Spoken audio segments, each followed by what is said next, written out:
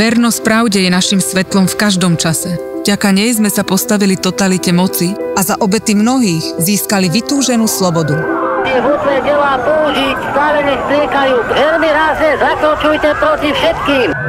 Skutočné hodnoty nie sú samozrejmosťou.